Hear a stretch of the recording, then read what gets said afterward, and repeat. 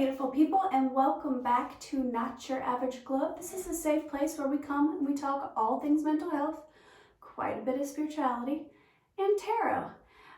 It is the new year, and a new year is a time where we tend to reflect on our lives, think about the things that we've done, give gratitude for the things that went right, and maybe reflect on some things where we perceive ourselves to have done wrong. And then we usually make New Year's resolutions, right?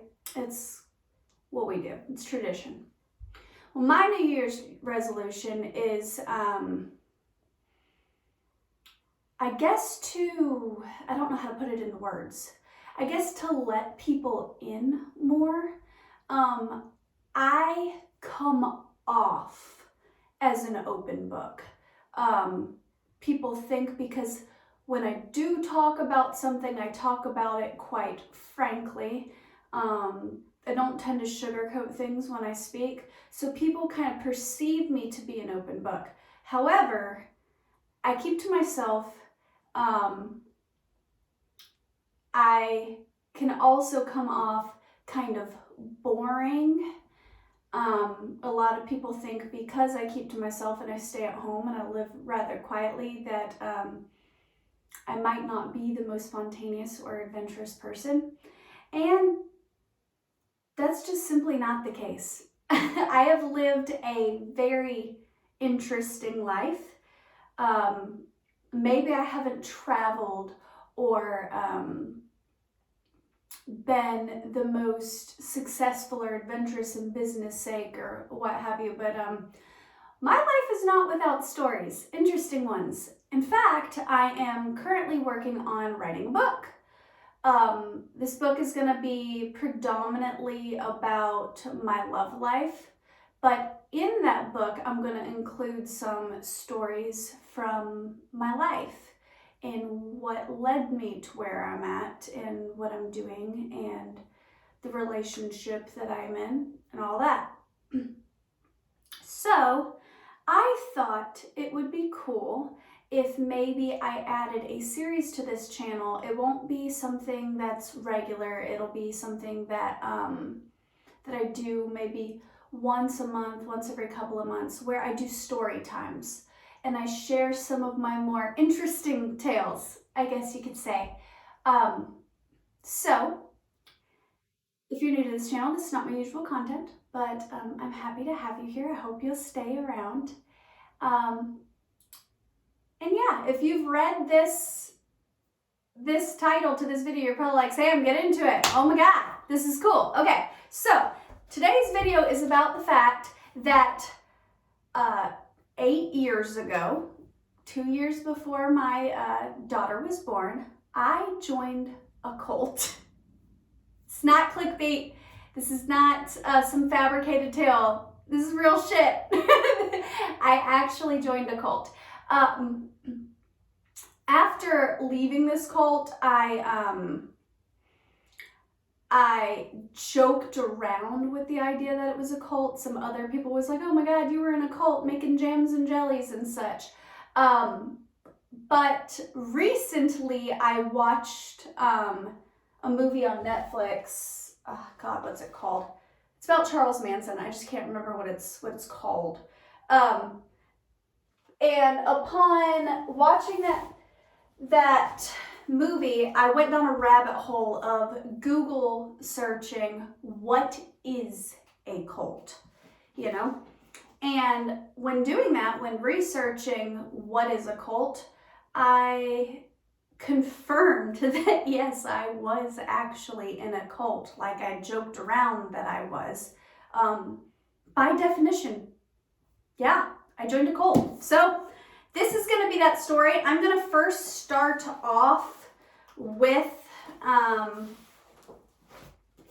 a little bit of educational content about what a cult is, because I think a lot of people, when we think of a cult, we think of more of those extreme scenarios like Charles Manson or whatever, where it often turns violent or just crazy shit.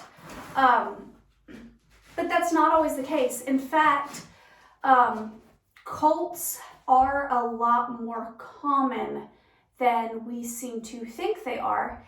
And they're not always necessarily dangerous. Now, I want to be careful in my language when speaking about cults, because as I explain, and I have written down the book definition of what a cult is and the defining characteristics of a cult, I'm going to be careful in my language, but I'm going to be frank and not sugarcoat, because this is for educational purposes, and then I'll get into my personal story. As I go to talk about what a cult is, I think you're gonna start to understand that it's a lot more common than what you might think it to be. So that being said, this portion of this video is for educational purposes. This is not trying to sway you one way or another, change your religious beliefs or anything like that. I'm also not trying to diagnose whether or not you are in a cult. However, if after I describe what a cult is and the defining characteristics of a cult, you start to think, oh my God, I'm in a cult, maybe do some further research and then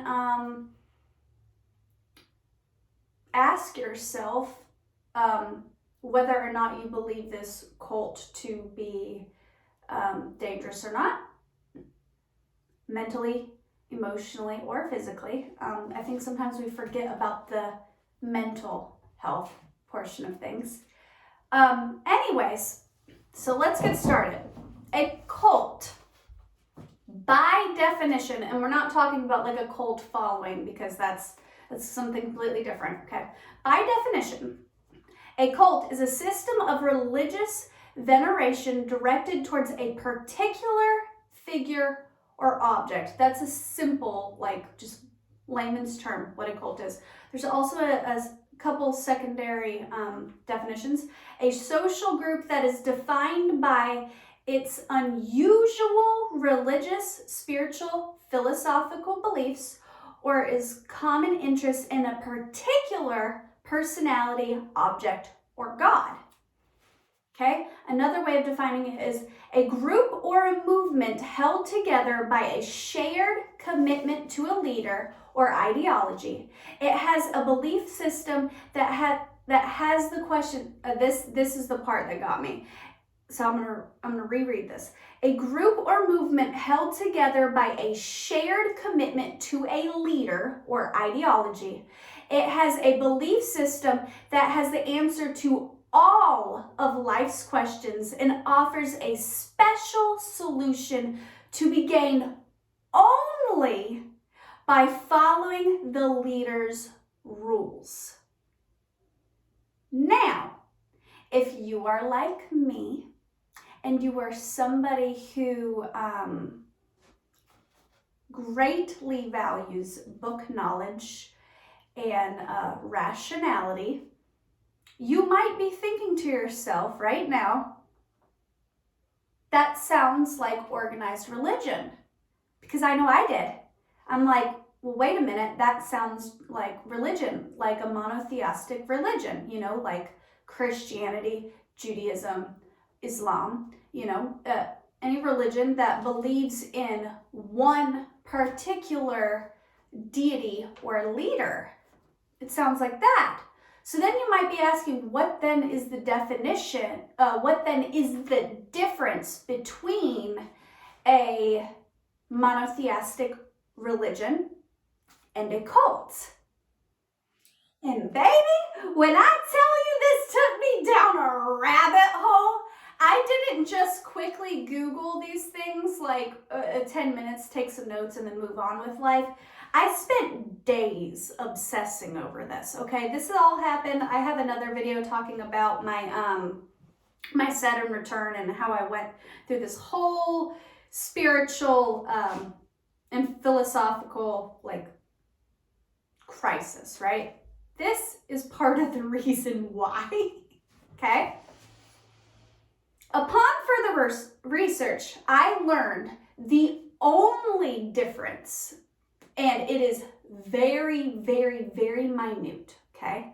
The only difference between a monotheistic religion and a cult, and it's a very, very fine difference, okay, is that it has to have a leader of some sort that is living, okay? Otherwise, it's the same fucking thing. So, and I know I'm walking on eggshells, and that's why I'm going to be very careful about what I say, okay? This is not blasphemous. This is not me, like saying like you should not follow a religion or anything like that, okay? I am not here to sway you one way or another. Like I prefaced this video by saying, I believe that not all cults are necessarily bad, okay?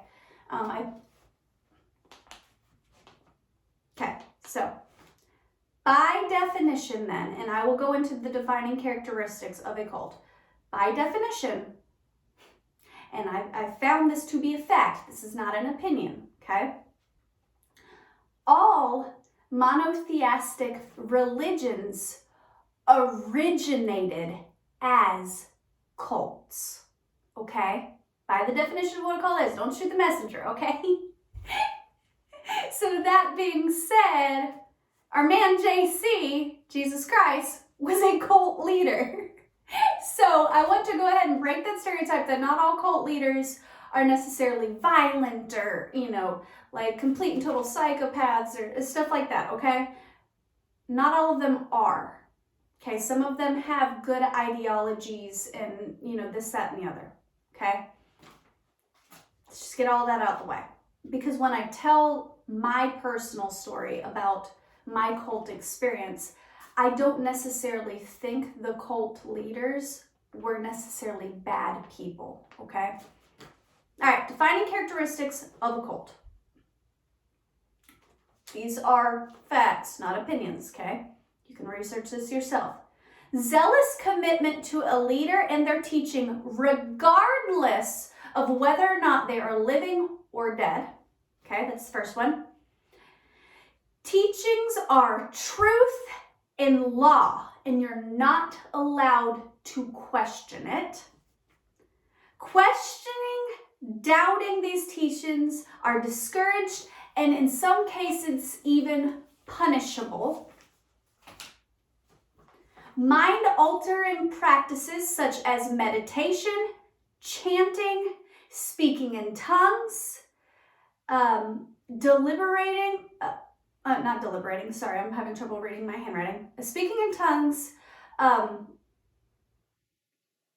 debilitating work routines are used in excess and serve to suppress doubts about the group and its leaders.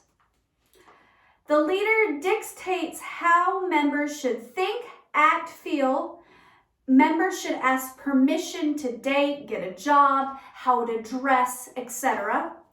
The group or its leader elicits... Sorry, I'm having trouble reading my handwriting. The group or its leader is set apart or superior or better, even thought to be sometimes a messiah, okay? AKA divinely sent by God, so to speak. Also, a superiority complex by the leader. Its teachings are exalted, justified by whatever deems necessary, creates its own law, and is superior to the law. That'll come up later. Leaders may induce shame or guilt in order to control its members. Often they will force you to cut ties with family and friends, required to socialize only within the group and sometimes live within the group. A belief there is no life outside of this group or belief system. Those are the defining characteristics of a cult. Like I said, if you're anything like me, you might be now questioning, well, that just sounds like religion. Do with that information as you will. I am not here to sway you one way or another. So now let's get into my personal story.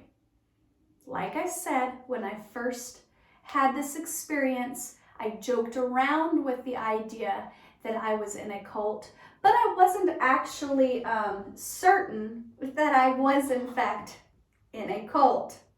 Now I know, upon further research, that I, without a shadow of a doubt, because my personal experience includes literally every single one of these defining characteristics, I, without a shadow of a doubt, 8 years ago, joined a cult. So, let's dig in. 8 years ago, before I was a mother, I got into a relationship with the father of my children. The relationship was extraordinarily unhealthy. We broke up, got back together, broke up, got back together, broke up, got together. It was a cycle. There was a lot of fighting, a lot of abuse, mental, emotional, physical, even at times. I was told by many church members, family members, that the relationship was extraordinarily unhealthy for me, and I just didn't want to hear it, okay? At that time, my mother was the children's director at our local church. That local church, I do not believe to be necessarily a cult, okay? That's not what I'm talking about here. However, I grew up in a very conservative, very Republican, evangelical church here in northern Florida. I kind of live where Alabama, Georgia, Florida all mesh up.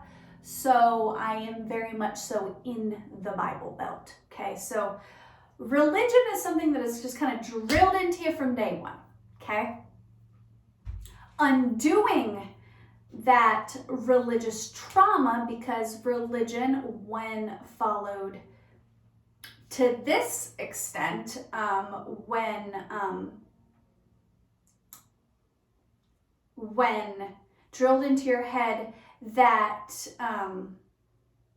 that there is only one way that is the correct way, all other people are wrong, that you're not allowed to question or doubt your upbringing because the doubt itself is a sin, okay? That's where you get into dangerous territory as far as mental health goes. That's what shifts everything from, a religious belief or a faith into that more cult-like thinking, okay? All that being said, okay, so I got into this relationship and everybody was trying to talk me out of it. They were trying to help me. And I didn't want to hear it. So very quickly into that relationship, I got into a severe car accident. One that almost killed me. I think my next story time is going to be on that car wreck, and I will include pictures and images of the car itself, the wreck scene, all of that, okay? If you'd like to see that, comment below. Let me know that, yes, you'd be interested in hearing that story, okay? But I was getting into a car wreck within like the first 2 months of this relationship. Because of my religious upbringing, my family and my church members, who were good, kind-hearted people that just wanted to help me, they viewed that as a sign from God. They viewed that car wreck, and at the time, even I viewed that car wreck as God trying to wake me up, God trying to knock some sense into me, trying to shake me out of this mindset, this relationship is good for me, yada, yada, yada. We kind of viewed that car wreck as, like God trying to push me in another direction, right? Okay, anyways. So when I got into that car wreck, it almost killed me. I was in therapy for a while, and a physical therapy. And then shortly after that car wreck, not even a month or two after that car wreck, somebody at our home church here in my hometown told my mother about a women's ministry that was ran by their friends in Alabama. And they said that this was a beautiful place, that they thought it would be good for me. They felt like God told them that I needed to go here, that it would be very healing for me. It would allow me some space away from the now father of my children, and give me some time to reflect on God and my purpose, the direction I want to go in life, yada, yada. My mom had her doubts, but she then looked up this women's ministry herself, read their homepage, their website, everything else. Upon looking it up, she was like, oh wow, this actually does seem like it would be good for Sam. And then we looked at it together, we spoke about it, we prayed on it, yada, yada, yada. And this seemed like a good idea.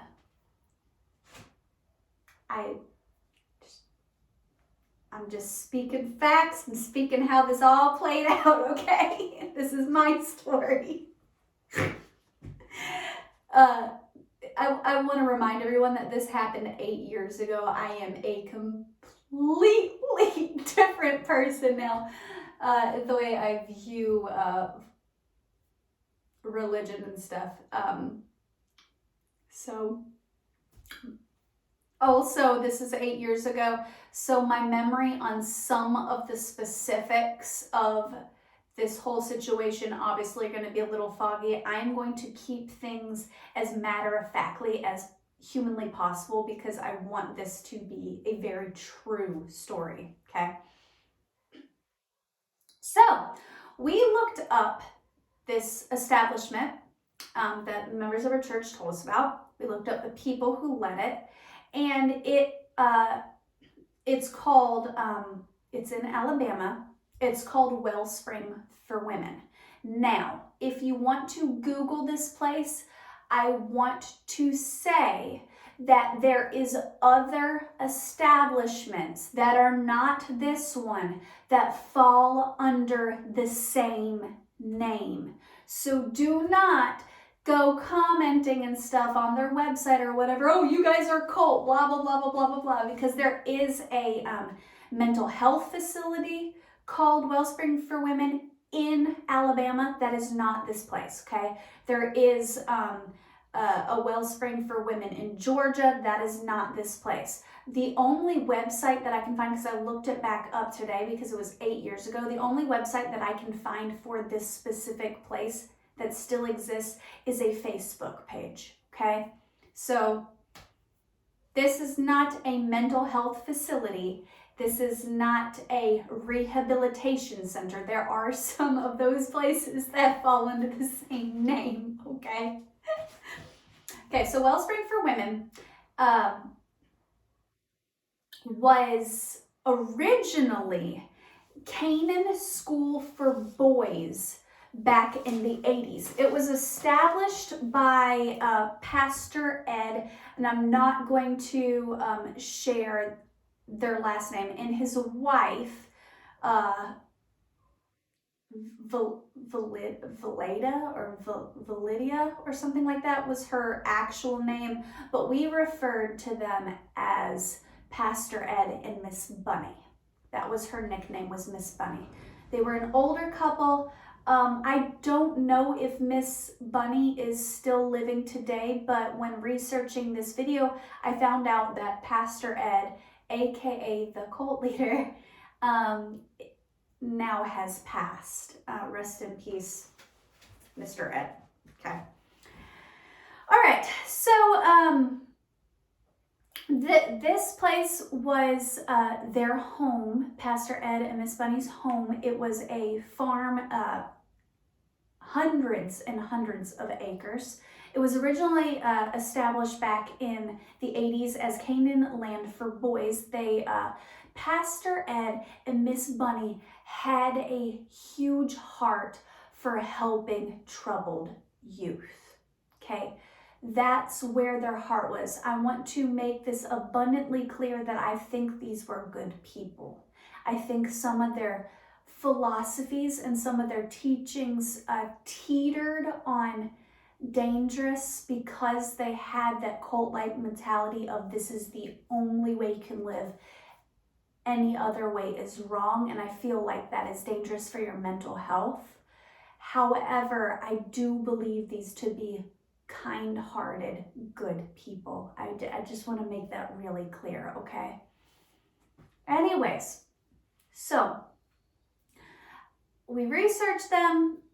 The website looked great. It was this beautiful couple-acre farm. There was a lake, and the website showed, kayaks and stuff. You kayak on the lake. There was lots and lots of farmland. There was these 2 cute little cottages that the girls lived on, because now this was an only girls ministry. In the 80s, it was only boys.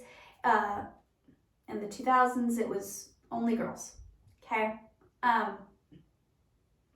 There was these 2 little cottages that you lived in, and then the pastor and his wife, they lived at the top of the hill, and there was a little chapel on the grounds, and then there was another building on the grounds where they did like small groups, whatever. It just seemed like a very cozy little church. It was marketed as a women's ministry, and that's what it seemed like. It seemed like a spiritual retreat.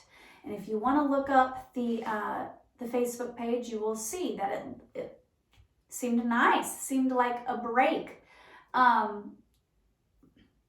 This was not a rehabilitation center. It was not a mental health facility. It was not anything like that, okay? However, because Pastor Ed and Miss Bunny had a heart for troubled youth, there was some women that were court-ordered to be here. Not a rehabilitation center or a mental health facility. However, I guess Pastor Ed had some degrees or whatever in counseling and all that crap too. Okay. All that being said, let's dig in. So, this is a very, very crappy map of what this place looked like. All right, so there was the whole couple hundred acres was surrounded by woods, so it was very private. You drive in to this thin driveway, and there was these really pretty like dogwood trees and cherry blossom trees.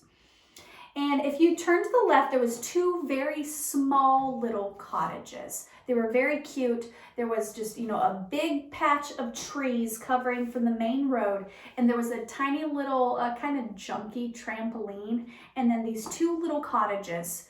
The first cottage pulling into the driveway is the one that I was staying at for the months that I was staying here. Because I lived here for a few months.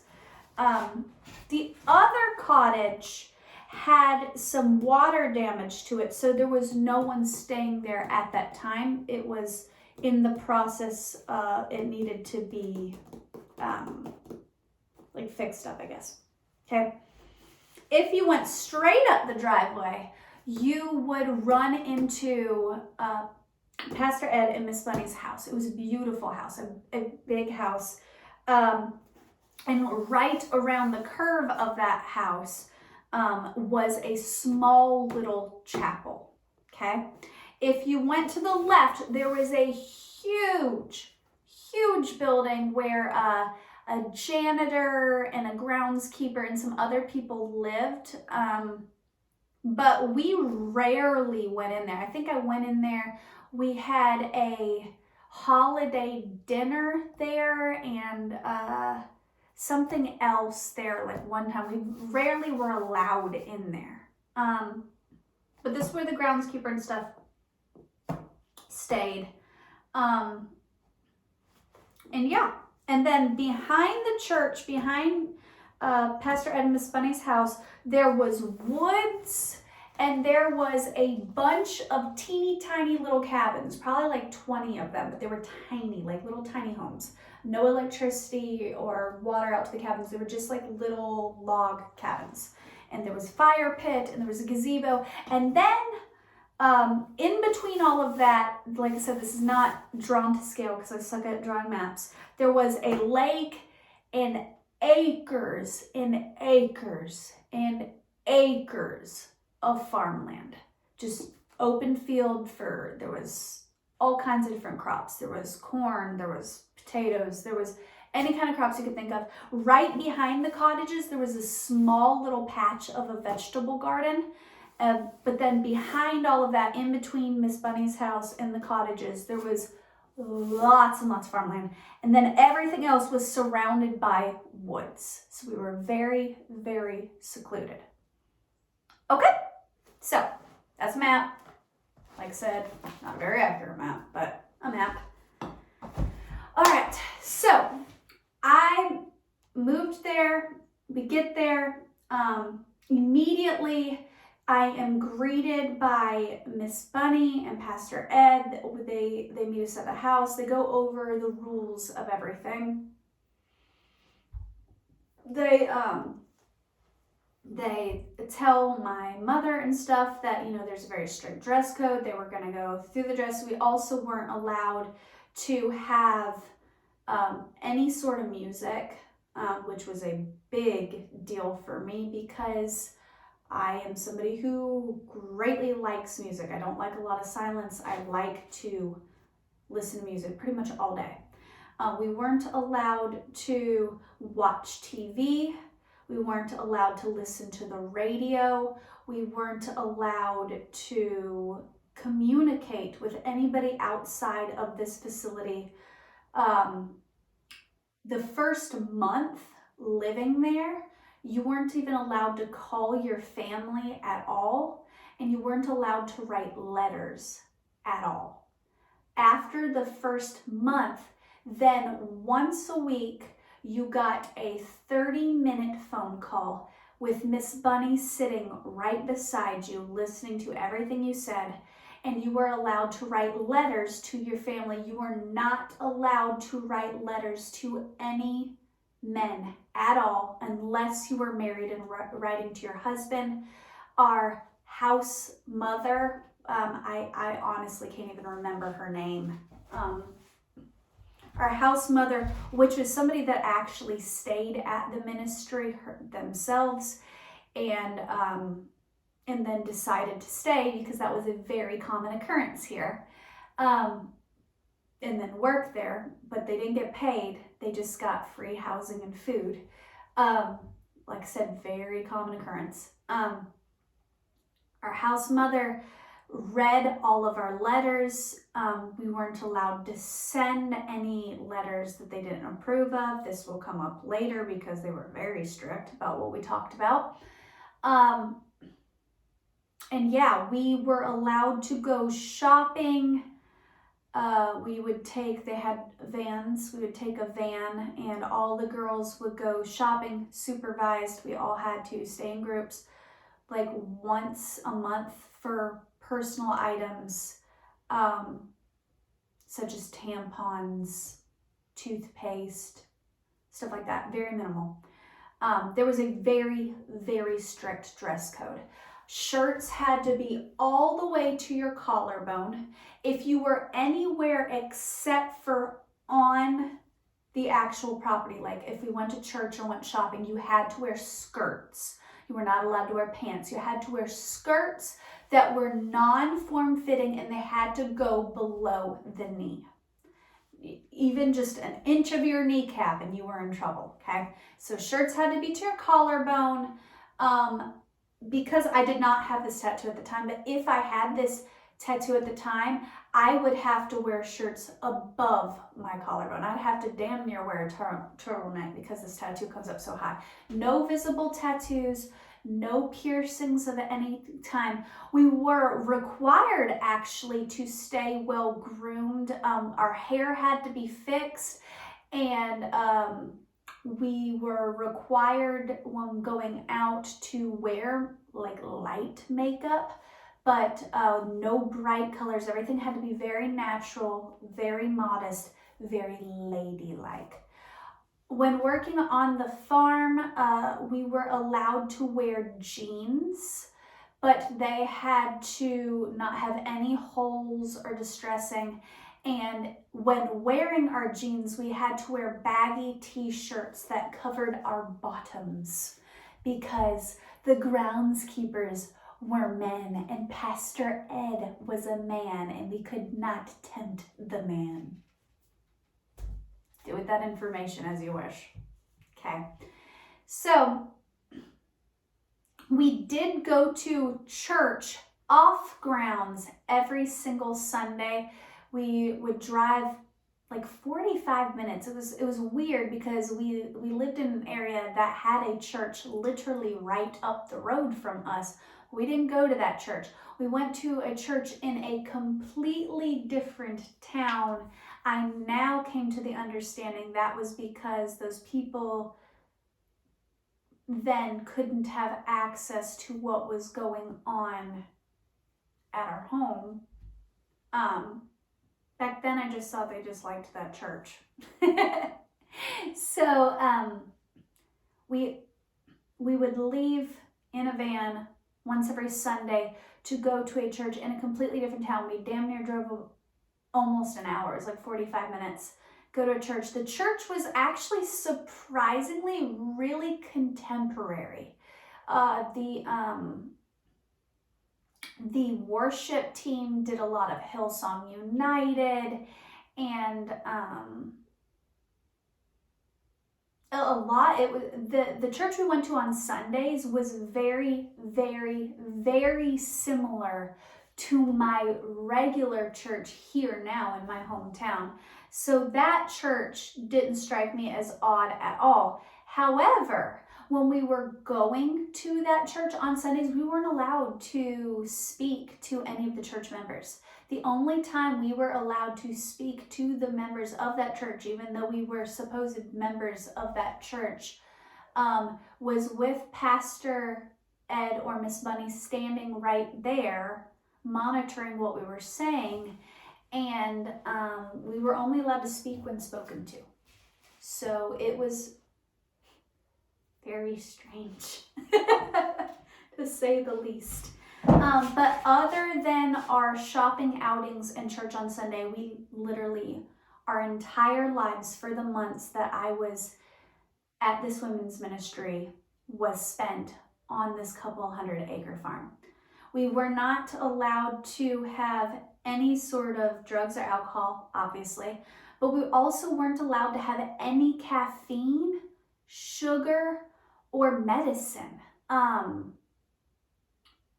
Miss Bunny was under the belief of, food is your medicine, and if you had a headache or a migraine or anything of that, they laid hands on you and prayed over you. Do with that information as you wish. I personally believe that that is very dangerous ideology. I believe that if you are a Christian, you believe in Jesus, Jesus walked with a physician. So I don't believe in... I believe that if God is real, yes, miracles can happen. Yes, you can be divinely healed, yada, yada. However, I also believe that God gave people the gifting of higher knowledge and schooling and a talent for medicine. Therefore, doctors are important. However, in this place, you didn't go to the doctor. You had a migraine? Too bad. You got sick with a cold? You need to pray more. It was weird, okay? I also, right before going there, had been in a car accident that completely wrecked me. I had been in physical therapy going multiple times a week for adjustments and massage and everything else. I was prescribed painkillers and stuff before going here. So that's something to keep in mind. Anyway, so I went there, and I was living in a house, I think, with 12 girls. I genuinely don't remember most of their names. I remember Jessica, I remember Katie, I remember Carla, and then of course I remember Pastor Ed and Miss Bunny, because Jessica was my roommate, Katie was one of the house leaders, and Carla was probably my closest friend there.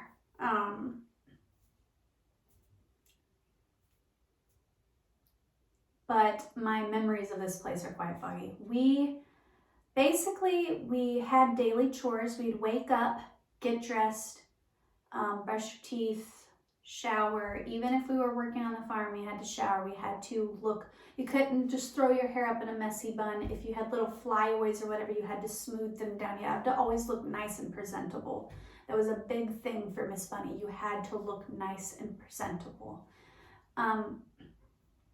Wake up, get dressed, and we immediately had chores. Every single day, the house was cleaned from top to bottom. We had a chore list, and it would alternate, where it was like one day these two people would be on kitchen duty, the next day they would be on bathroom duty. Like it swapped. You were in pairs, always. Everything you did at this place was in pairs. If you were to do laundry and hang laundry out on the line, you were in pairs. And it was usually a pair of somebody who had been there a long time and somebody who was new. If you were new there, you weren't allowed to hang out with another new person, because, like I said, that cult-like thinking, they didn't want you slipping away. There was very much so a pattern of people who had been there, went through their program, because they had like a program there where, you were there for a year and it completely changed your life for the better, and, this, that, and the other. But a lot of people, once their year there was finished, they would stay. They were offered housing, they were offered staying there, and then they would become leadership. That's how it worked. So Katie, one of the house leaders, and then there was the house mother, and I cannot for the life of me remember her name, were kind of in charge. They kind of kept an eye on everyone when Miss Bunny was away at our house and Pastor Ed was, farming. So we would do our chores, where we would literally clean the house from top to bottom. Everything was mopped, swept, dusted every day. Every day your bedroom had to be perfectly cleaned up. Everything had to be perfect in its place all the time. Cleanliness is close to godliness, Miss Bunny would say. Then after our morning chores, we all had breakfast.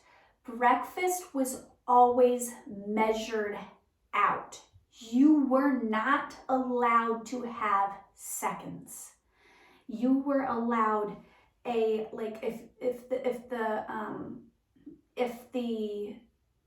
if you were having cereal and fruit for breakfast, you literally would get one exact cup. Like, we had to use measuring cups. One exact cup of cereal, a half a cup of almond milk, and like one piece of fruit. Like, everything was measured out. If you were hungry after that, tough titties, that's what you got. We were allowed 3 meals a day that were exactly measured out, and it wasn't that much food, and then 1 snack, and that snack was fruit. We were not allowed any sugar or caffeine. Anything that was sweetened with honey. So we'd have our breakfast, and then we were allowed an hour of downtime, and that was usually spent just talking between the girls. And no, I'm wrong. No, you would eat breakfast, and then we'd go up the hill. There was a very steep hill where the Miss Bunny's house was, and then the little chapel was. We went to that little chapel every single day. Every day we did a devotional. We would be served herbal teas, which I really like because I'm a tea drinker. We would be served herbal teas, and we do devotional. And surprisingly, the devotionals were usually pretty modern, which was surprising. And the church that they chose to go to on Sundays was pretty, progressive, considering they were a conservative Republican church, but they listened to more modern music and stuff like that. So I remember specifically one devotional we did was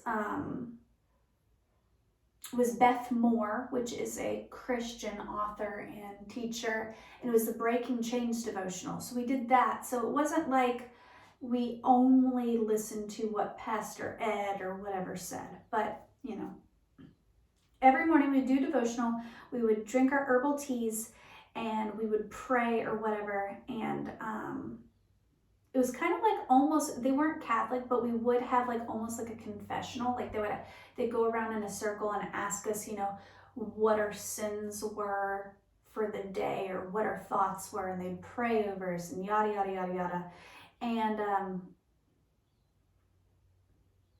And then we would do steps.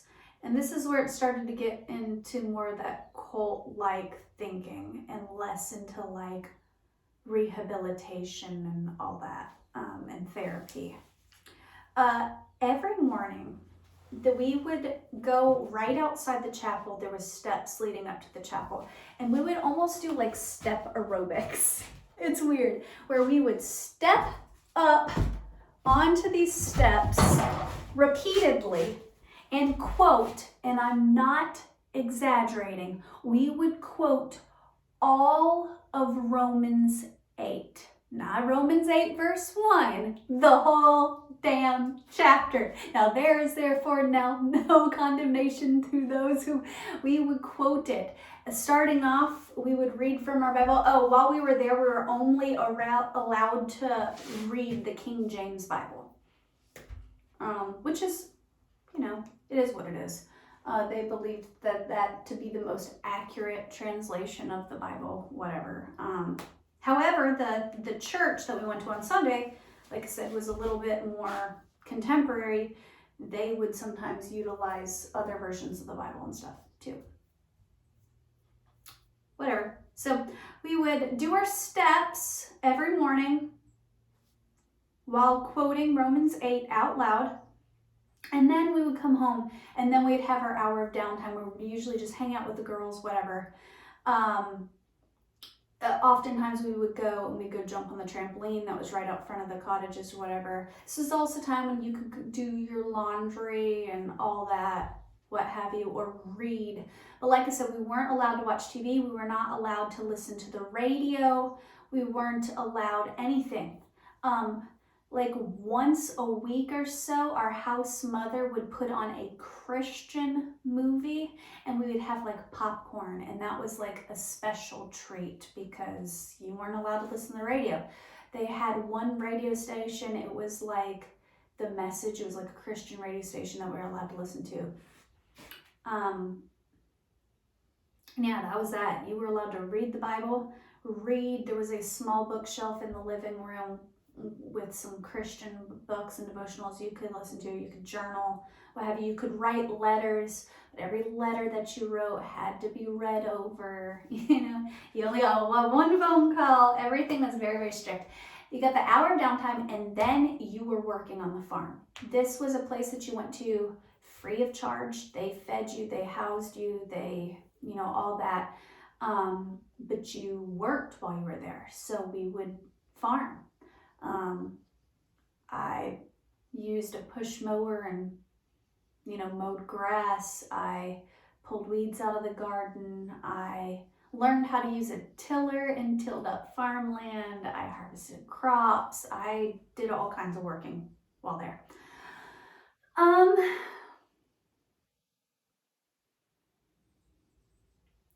Yeah, so the first, I guess, thing that really stood out to me as strange was I remember the first month that I was there, We weren't allowed to talk to our parents at all or our family at all. And I remember the first letter that I wrote to my mom.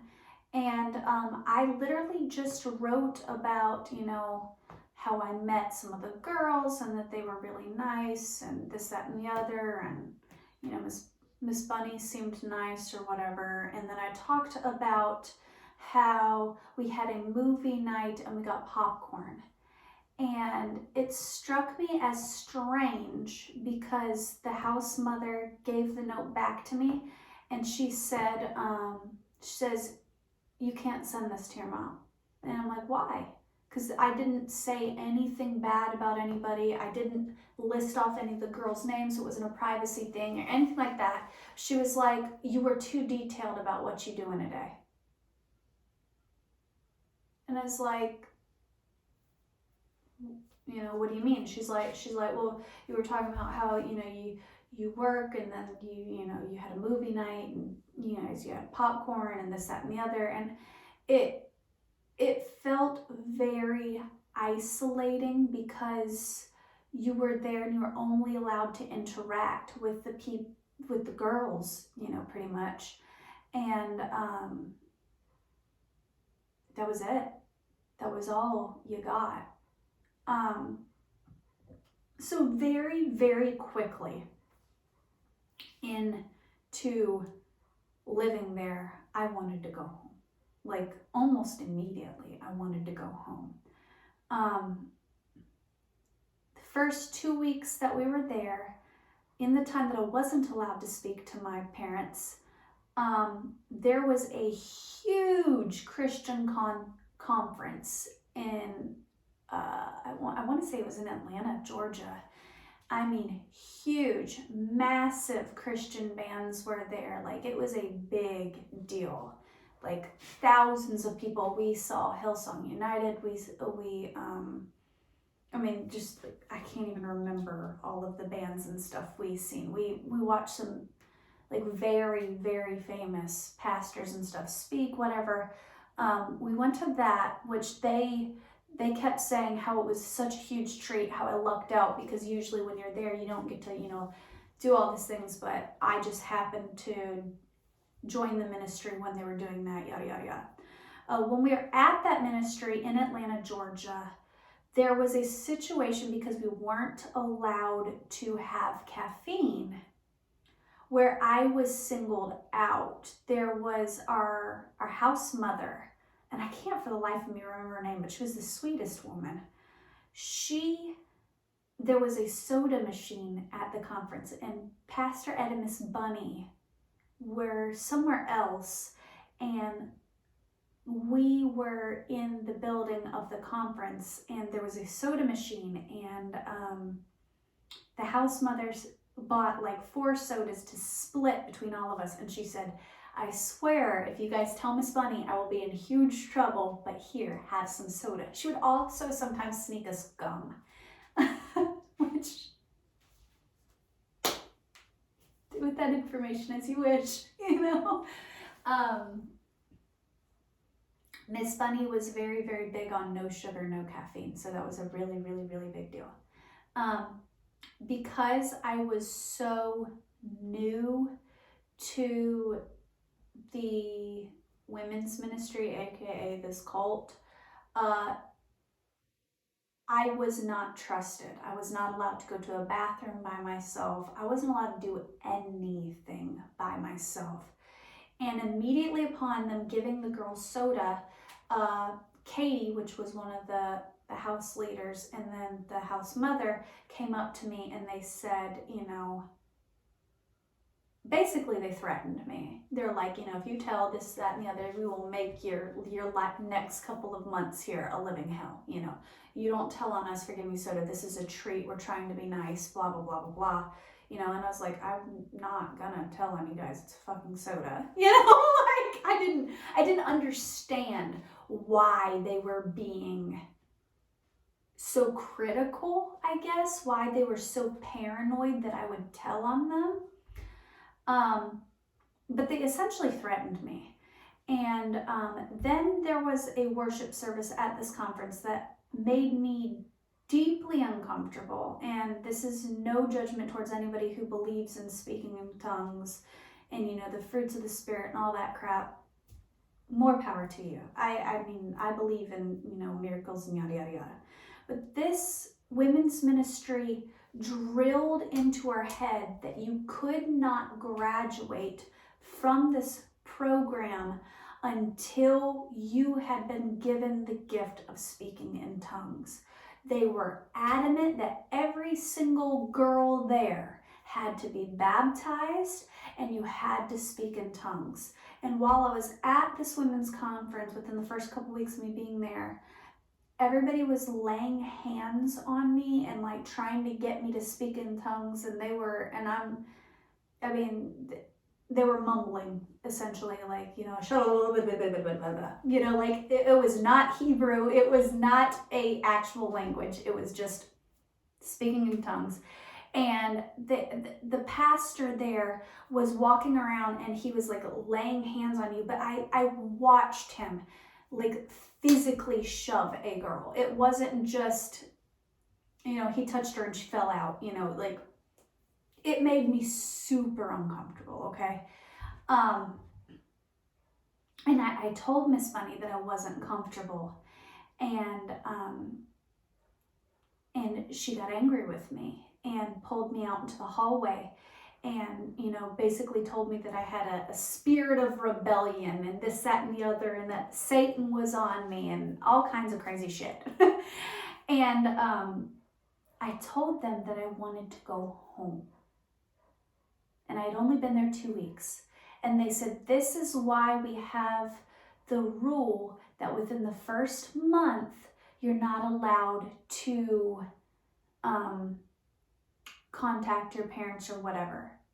And they worded it in a way where they were trying to help you. They essentially said that the world is full of evil and sinful things, and we are programmed to believe those things to be true. And we are programmed to normalize those things. And the first month was about purging ourselves of all of that sin and all that indoctrination and yada, yada, yada, yada, yada. And that's why she didn't believe in sugar and caffeine, because we were cleansing our bodies and we were cleansing our soul of evil. And that the sin within me, the Satan within me, wanted me to run back to earthly endeavors, yada, yada, yada. Basically, they would not let me call my family, even though I told them I want to go home. They would not let me. So I then was in the hallway with just Miss Bunny, and Miss Bunny was a very little old woman.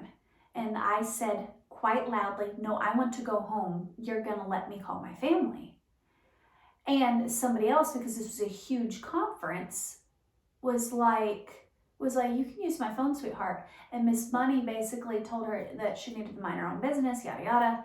And I was like, yes, please, let me use your phone. Well, Miss Bunny tried to grab me by the arm and physically keep me from using this woman's phone. And I kind of like jerked my hand like this, like I didn't hit an old lady. I would never do that. But I kind of, you know, like tried to pull away from her and walk up to this person and to call my mom. And Katie, the group leader, and the house mother was like, you're not going to put hands on her and this, that, and the other. And it blew up, right? And essentially, Pastor Ed came up to me and he said, if you want to leave, fine. It is not the will of God and you're going to go to hell and all kinds of crazy shit. But if you want to leave, fine. Call your parents. They're coming to get you, though. We're not driving you. I was all the way in Atlanta, Georgia. I was more than 2 hours away from the ministry, 4 or 5 hours away from my hometown. They were going to leave me there stranded because I wanted to call my parents and go home.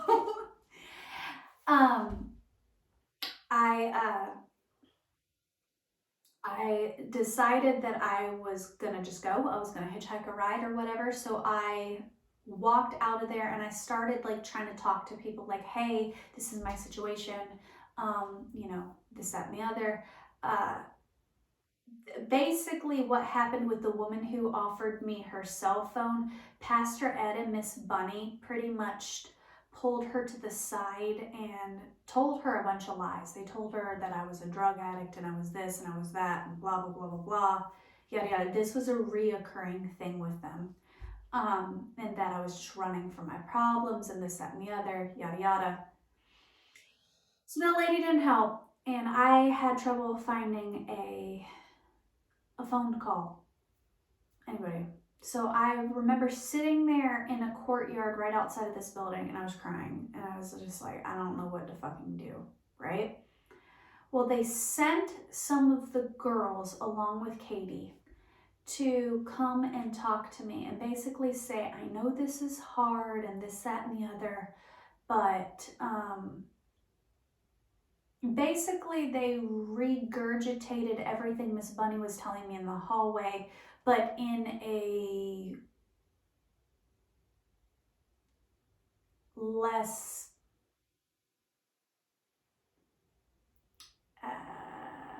like straightforward biblical way, I guess. They basically put it all in layman's terms that, you know, you've been in this really unhealthy relationship and this, that, and the other. And then they all kind of went around their little circle and they told me their personal stories and how this women's ministry saved them and yada, yada, yada. Carla, who actually ended up being one of my best friends there, apparently she was badly addicted to drugs, addicted to meth, and she had a son and all kinds of stuff, and basically she was looking at years and years and years in prison because she had committed all kinds of felonies, and then Katie had been sexually assaulted and brought up in an abusive home, and like basically everyone there that was in leadership had a sob story. And the common occurrence was with the leadership there is they didn't have a healthy home to go back to. I, however, did. I think that's why I later left. And they didn't. I also naturally have a personality that likes to question different philosophies and stuff. My favorite subjects in school is philosophy, psychology, debate. Like, I have that more analytical brain. I like exploring different ideologies and stuff. So it's really difficult for me to just take things as truth unless I know them myself to be true. So it was really difficult for them to rid me of this spirit of rebellion. So essentially, they talked me into staying. They said, give it at least 1 month. Give it 1 month, and then if you want to go, we'll let you go. So after that, it was just the same routine. You wake up, you shower, get dressed, you eat your breakfast, you go do your steps, your devotional, you work all day, then you get an hour of downtime before bed, and then you went to bed, wash, rinse, cycle, repeat. That's what you did all day, every day, with the exception of your outings, and those were very rare. I found myself after a short period of time becoming slightly more comfortable there, like starting to, I guess, become more receptive to their teachings. However, there was always this deep inner knowing that this was not right, that there was something rather dangerous about their teachings. Now, there was never any like physical abuse that I witnessed, or or anything like, I was in no physical danger. However, Jessica, one of my roommate, she was very rebellious. And Jessica, in the cottage that was condemned and needing to be redone, Jessica had hidden some coffee in a coffee maker, and she had made her own alcohol. She made homemade wines and moonshines and all kinds of things. She was very rebellious. And she had also, on her outings and stuff, when we go to the grocery store, she would sneak candies and stuff and hide them like in her clothes, and then go later where she would sneak out because she had been there a while, so she got slightly more privileges and stuff. She would hide things in the other cottage, and some of the other girls did too.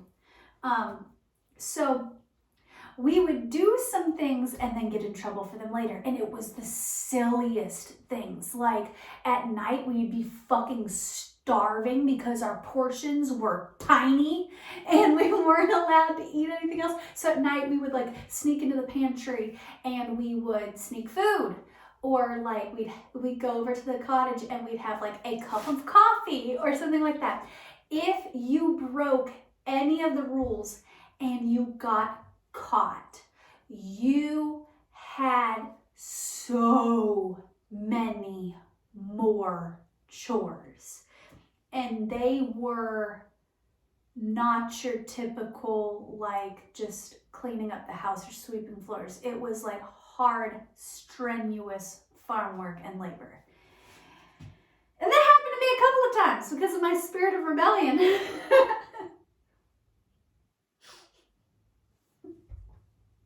Me, Carla, Katie, and Jess constantly got into trouble. And there was a couple of other girls that got into trouble too.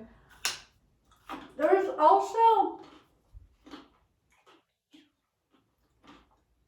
because a lot of these girls came from very damaging households and stuff, a lot of them were going through some very traumatic experiences.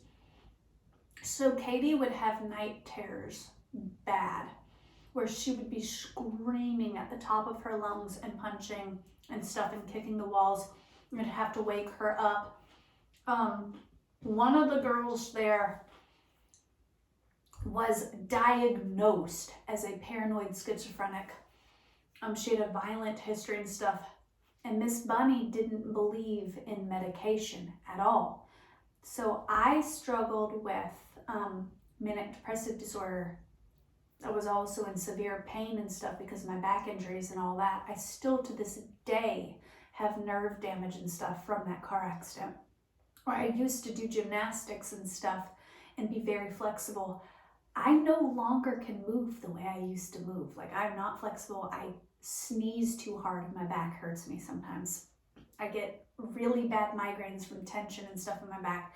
And we weren't allowed medication. So I was put in a room. My roommate was an unmedicated paranoid schizophrenic.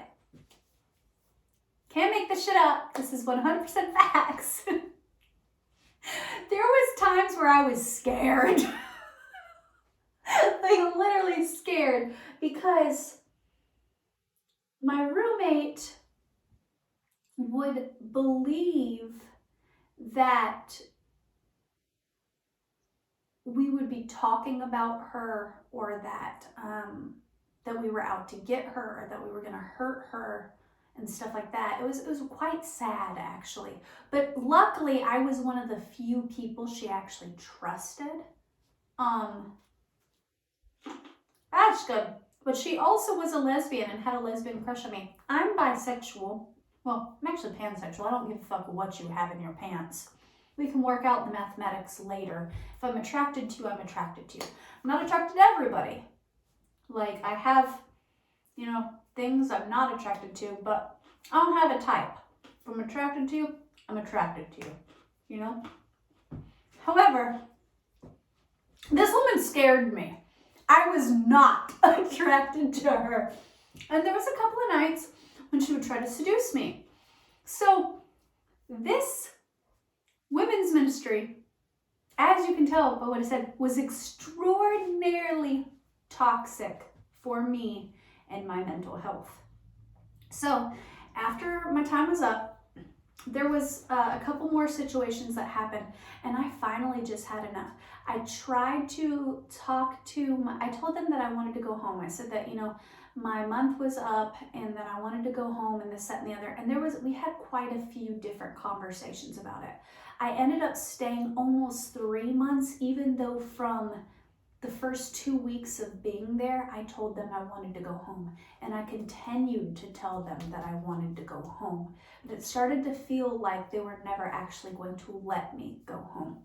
Also, when you first got there, they took your cell phone, they took your license, they took everything. Like you weren't, and it was hidden under a lock and key, like you weren't allowed to get your license or any of that stuff back until you had graduated the program. But like I said before, a lot of the people that graduated their program stayed.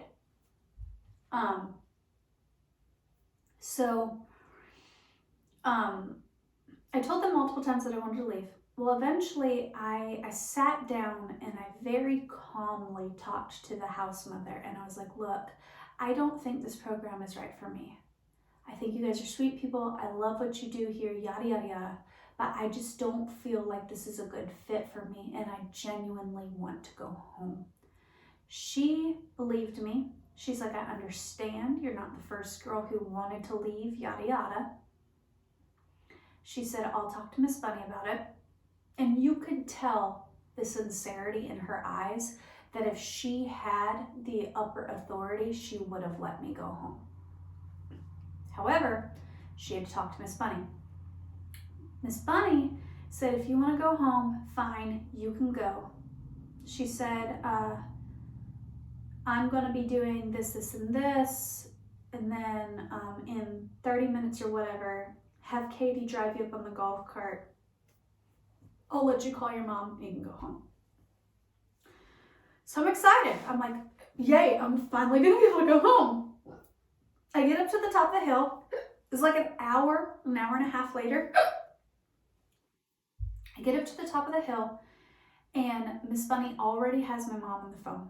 I talk to my mom and my mom's like, Samantha, what is the issue here? She's like, I've been talking to Miss Bunny and this, that, and the other. They said that you're doing great. They said that, everything's going really good. Are you just trying to go back to Dakota, which is the father of my kids, yada, yada. Essentially, Miss Bunny had talked to my parents before me speaking to them and convinced my mom that I was running away from my problems and that I was doing really good there. I was learning a lot, and that they had seen a significant change in me spiritually and yada, yada, yada. And that I didn't want to go home. I wanted to run back to Dakota in this toxic relationship. And Miss Bunny, I guess, told my parents and everything else that I was going to end up killing myself, be it drug abuse or Dakota abusing me or whatever.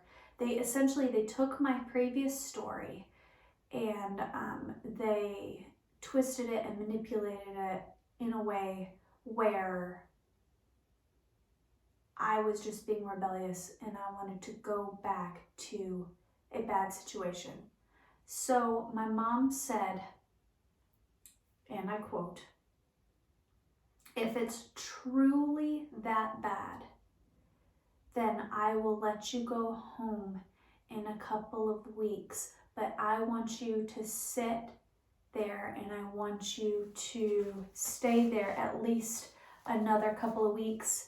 They had visitation where your family could visit you, like physically. I think it was like once, like every 2 months or so. And we only had a week or two until my visitation. And My mom's like, if I get there on visitation and you still want to go home, then I'll let you come home with me that day. But essentially, Miss Bunny talked her out of letting me go home. Well, after I hung up the phone with my mom, it got where it was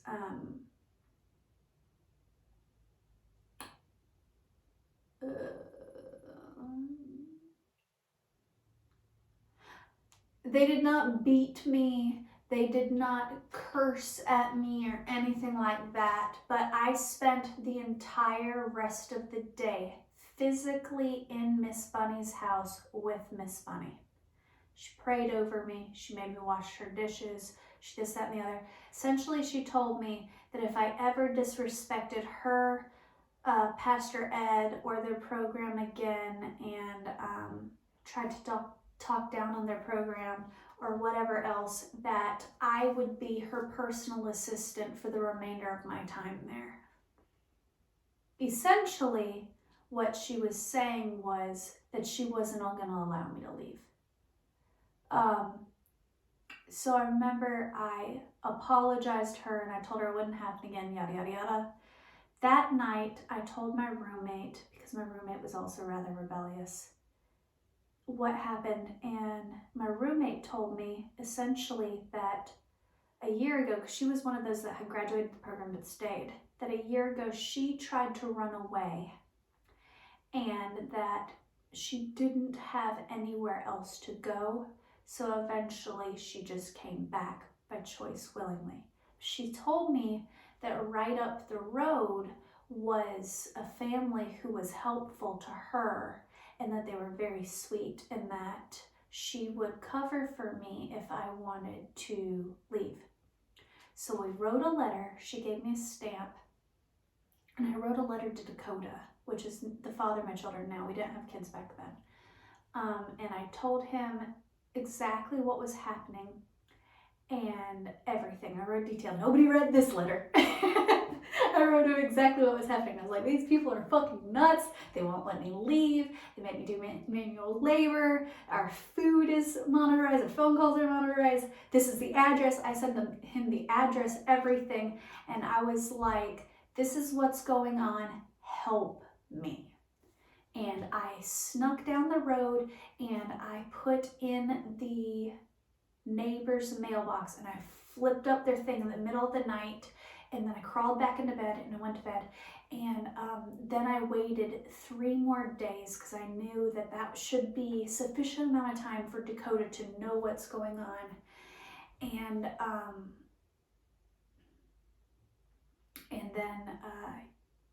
then I basically started being more and more, and I played it cool and was the nice little good girl for 3 days essentially. And then after 3 days, I basically told them I fucking had enough, I'm gone.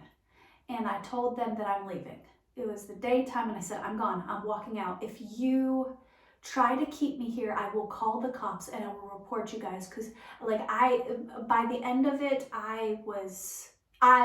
they said I had a spirit of rebellion. I showed them that spirit of rebellion. I was cursing. I was like, you guys are crazy. I want out of here. You will let me go, and you will let me go now or I will get the cops involved. And I looked at my house mother. I said, you have my ID, you have my cell phone, you have this, that, and the other. Give it back now. I am gone. They gave me my suitcase. They gave me my ID. They did not give me a phone. And they said, walk. We're not taking you to... No. I'm sorry. My bad. Like I said, this is 8 years ago. My memory on this is a little bit cloudy.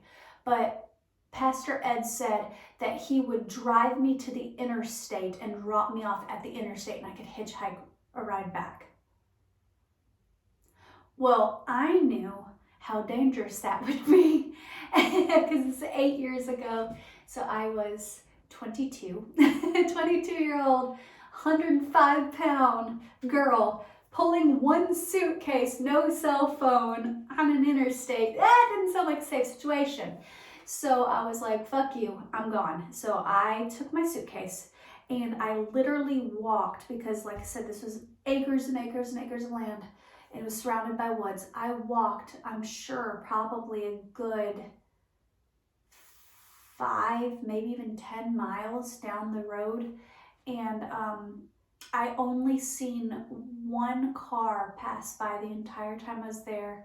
And it was a jacked up truck with a really creepy dude that was like eyeballing me and asking me if I needed a ride. I'm like, no, sir, no, I don't. Absolutely not. So that was scary. But I finally got all the way down the road, and there was a church, which, like I said, it was so surprising because we didn't go to the church that was right up the road. We went to one that was like 45 minutes away because privacy and secrecy. They don't want girls saying, help us, save us, this is fucking cold.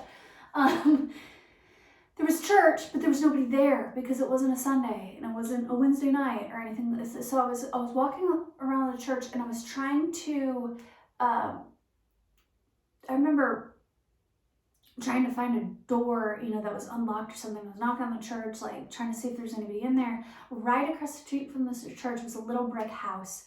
And I finally walked up to the house, and I was just like, hey, may I please use your phone? And the man looked at me, he answered the door, and he said, are you from the place up the road? And I said, yes. He goes, hold on, let me call my wife. He calls his wife, and he says, she'll be home any minute, come inside, this, that, and the other. He's like, you're not the first girl that has showed up here. He said, this actually happens multiple times a year. My wife is a lawyer, and she's been trying to build a case on those people for a long time, trying to get them shut down. He's like, that's a cult. And that was the first time it had occurred to me that I had joined a cult. Well, they let me call Dakota, and Dakota told me that he had just received my letter, and that, I was like a good 6 hours away from home. So it wasn't a short drive from home. And essentially he said that he had just received my letter that same day, and that he's sorry that that I hadn't heard back from him before then, that he would come and get me, whatever. But it'd be at least, a day or so before he could get there. Anyways, I'm